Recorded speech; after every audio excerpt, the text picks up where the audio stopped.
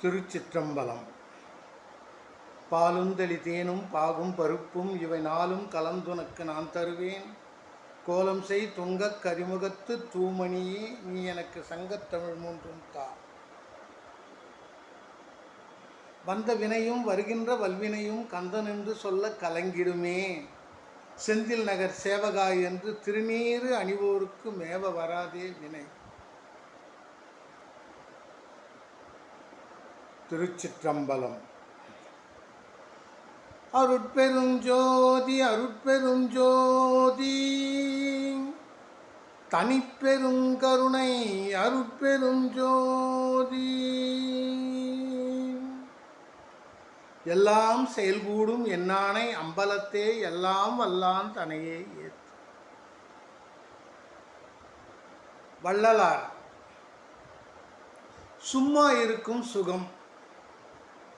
அது என்ன சும்மா இருக்கும் சுகம்?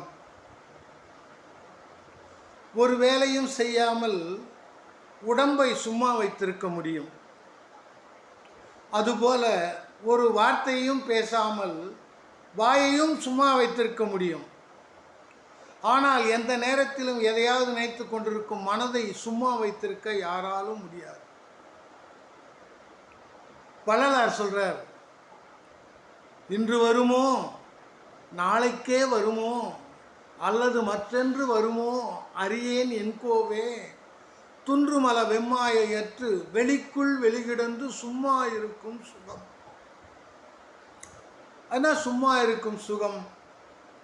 நம்ம உடம்புல மெய் வாய் கண் மூக்கு செவி என்று சொல்லக்கூடிய ஐந்தும் இந்திரியங்கள் என்று பெயர்.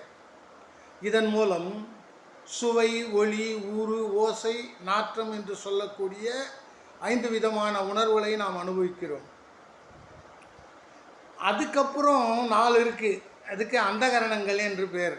மனம், புத்தி, சித்தம், அகங்காரம். முதல்ல இந்த 5 இந்திரியங்கள் அடங்கணும். அதுக்கப்புறம் அந்தகரணங்கள் இந்த 4 அடங்கணும். இதையெல்லாம் அடங்கின பிறகுதான் அங்கே சும்மா இருக்கக்கூடிய சுகம் வரும்.